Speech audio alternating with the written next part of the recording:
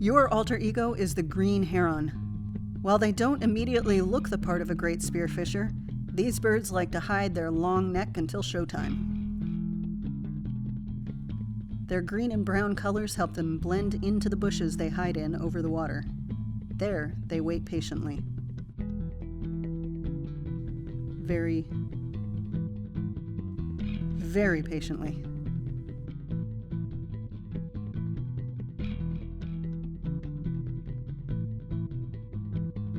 When an unsuspecting fish comes by, pow!